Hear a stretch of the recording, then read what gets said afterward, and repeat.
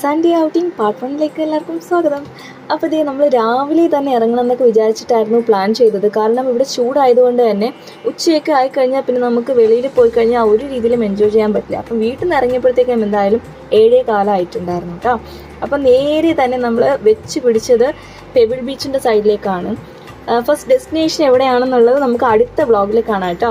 അപ്പം നേരെ പോകുന്ന വഴിക്ക് തന്നെ അമരാവതി അല്ലെങ്കിൽ ഡൽഹി ധാബ, ഇത് വന്നിട്ട് പെബിൾ ബീച്ചിൻ്റെ അടുത്തായിട്ട് വരുന്ന റെസ്റ്റോറൻറ്റ്സ് ആണ്. രണ്ടും മസ്റ്റ് ട്രൈ ആണ്. ഡൽഹി ധാബയിലാണെങ്കിൽ നമുക്ക് ഒത്തൻറ്റിക് ധാബ സ്റ്റൈൽ ഫുഡ് എല്ലാം കിട്ടും. ഇവിടെ വന്നിട്ട് ആന്ധ്ര മെസ്സാണ് കേട്ടോ അമരാവതി എന്ന് പറയുന്നത്. അവിടെ പൊടി ദോശ മറ്റെല്ലാ രീതിയിലുള്ള നമ്മുടെ സൗത്ത് ഇന്ത്യൻ ബ്രേക്ക്ഫാസ്റ്റും എല്ലാം അവൈലബിൾ ആണ്. മസ്റ്റ് ട്രൈ ആണ്, നല്ല ഫുഡാണ്. പിന്നെ അവിടെ നിന്ന് നമ്മൾ ദോശ, ഊത്തപ്പം, മസാല ദോശ ഇതെല്ലാം കഴിച്ചിട്ട് നേരെ ഇറങ്ങി.